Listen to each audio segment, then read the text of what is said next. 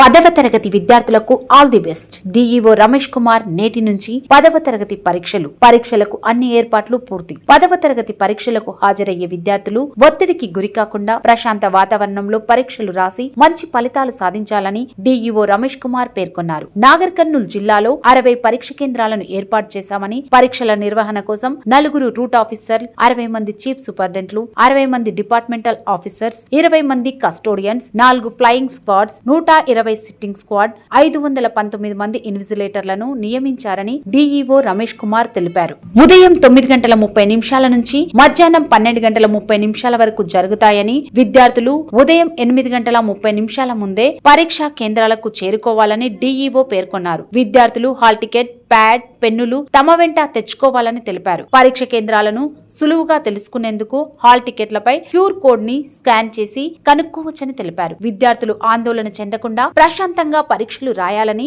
10వ తరగతి పరీక్షలను పకడ్బందీ నిర్వహణతో అన్ని ఏర్పాట్లు చేశామని తెలిపారు. పరీక్షలు పకడ్బందీగా నిర్వహించేందుకు అన్ని పరీక్ష కేంద్రాల్లో సీసీ కెమెరాలను ఏర్పాటు చేశామని, పరీక్షలకు హాజరయ్యే విద్యార్థులు గంట ముందుగానే చేరుకోవడంతో పాటు ఎలాంటి ఎలక్ట్రానిక్ పరికరాలు తమ వెంట తీసుకురాకూడదని ఆయన తెలిపారు. పాఠశాలలకు సంబంధించి 10,658 మంది విద్యార్థులు పరీక్షలకు హాజరు కానున్నారని తెలిపారు. అందులో 5,294 మంది బాలురు, 5,364 మంది బాలికలు పరీక్షలకు హాజరు కానున్నట్లు ఆయన తెలిపారు. పరీక్ష రాసి విద్యార్థులకు DU Ramesh Kumar all the best చెప్పారు. పరీక్ష రాసిన విద్యార్థులకు DU Ramesh Kumar all the best చెప్పారు.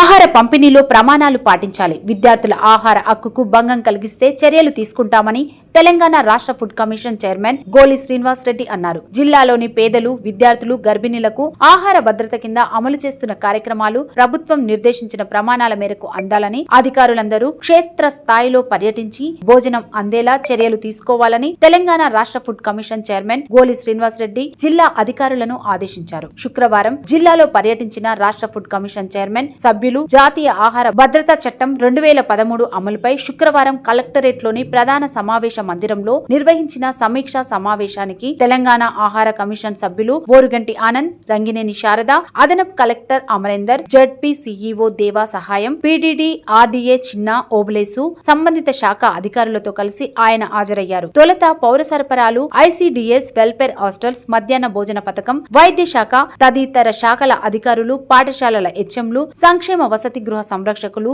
అంగన్వాడీ కార్యకర్తలతో ప్రభుత్వం అమలు చేస్తున్న సంక్షేమ పథకాలపై గోలి శ్రీనివాస్ రెడ్డి సమీక్షా సమావేశం నిర్వహించారు. ఈ సందర్భంగా ఆయన మాట్లాడుతూ జాతీయ ఆహార భద్రతా చట్టం అమలులో భాగంగా రాష్ట్ర వ్యాప్తంగా పర్యవేక్షణ చేస్తున్నామని తెలిపారు. అందులో భాగంగానే నాగర్ కర్నూలు జిల్లా అచ్చంపేట నియోజకవర్గంలోని అంగన్వాడీలు, వసతి గృహాలు, రేషన్ దుకాణాలను తనిఖీ చేశామన్నారు. జిల్లాలో ఇటీవలే కల్వకుర్తిలో పర్యటించి నేడు అచ్చంపేటలో పర్యటిస్తున్న సందర్భంగా విద్యార్థులకు నాణ్యమైన మెనూ ప్రకారం భోజనం అందడం లేదని గుర్తించడం జరిగిందని ఆయన తెలిపారు. అధికారులందరూ విద్యార్థులకు పౌష్టికాహారం అందేలా చర్యలు తీసుకోవాలన్నారు. ప్రతి హాస్టల్లో, పాఠశాలల్లో తప్పనిసరిగా సంబంధిత అధికారుల ఫోన్ నెంబర్లను విద్యార్థులకు అందుబాటులో ఉంచాలన్నారు. పౌర సరఫరాలు, స్త్రీ శిశు సంక్షేమ, విద్యాశాఖ, వెల్ఫేర్ హాస్టల్స్, మధ్యాహ్న భోజన పథకంపై తదితర శాఖల అధికారులతో సమీక్షించారు. జిల్లాలో తనిఖీలు చేసిన వివిధ పాఠశాలల్లో మధ్యాహ్న భోజన పథకంలో విద్యార్థుల రుచికరమైన భోజనం అందించలేకపోతున్నారని గమనించారు. అనేక చోట్ల విద్యార్థులు ఇచ్చిన ఫిర్యాదుల మేరకు లోపాలను సరిచేసుకుని నాణ్యమైన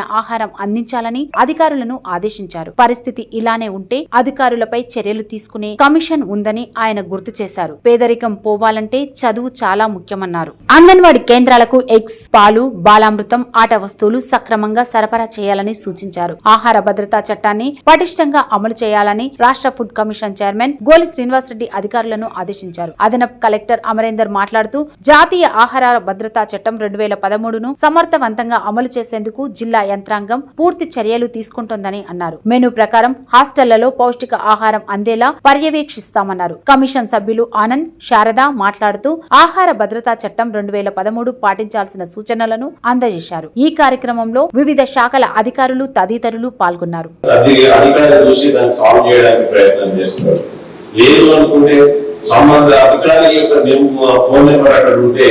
నేను వాళ్ళతో మాట్లాడితే ప్రాబ్లం మీకు తెలిసినప్పుడు మీరు దాన్ని సాల్వ్ చేయడానికి ముందుకు వచ్చి చేసినట్టయితే అందరికీ బాగుంటుంది.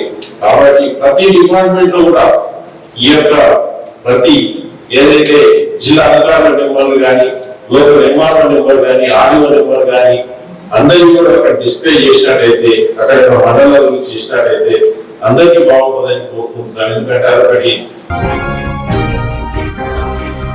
తెలంగాణ రాష్ట్ర గవర్నర్ శివప్రతాప్ శుక్లాకి ఘన స్వాగతం పలికిన జిల్లా కలెక్టర్ బాదావత్ సంతోష్, జిల్లా SP doctor Sangram Singh G Patil. Telangana రాష్ట్ర గవర్నర్ శివప్రతాప్ శుక్లా కుటుంబ సమేతంగా కలిసి శ్రీశైలం భ్రమరాంబ మల్లికార్జున స్వామి అమ్మవార్లను దర్శించుకునేందుకు హైదరాబాద్ నుండి నేరుగా రోడ్డు మార్గాన శ్రీశైలం దర్శనానికి వెళ్తూ మార్గం మధ్యలో నాగర్ కర్నూలు జిల్లా అమ్రాబాద్ మండలం మున్ననూరు గ్రామ పరిధిలో ఉన్న Telangana tourism Mrugavani guest house కి శుక్రవారం సాయంత్రం చేరుకున్న రాష్ట్ర గవర్నర్ శివప్రతాప్ శుక్లాకి నాగర్ కర్నూలు జిల్లా కలెక్టర్ బాదావత్ సంతోష్, జిల్లా ఎస్పీ డాక్టర్ సంగ్రామ్ సింగ్ గణపట్రావు పాటిల్ పుష్పగుచ్చంతో స్వాగతం పలికారు. అనంతరం ఆయన పోలీసుల గౌరవ వందనాన్ని స్వీకరించారు. కాసేపు విరామం తర్వాత నేరుగా శ్రీశైల దర్శనానికి బయలుదేరి వెళ్లారు. ఈ కార్యక్రమంలో డిఎస్పీ శ్రీనివాసులు, ఇతర అధికారులు తదితరులు పాల్గొన్నారు.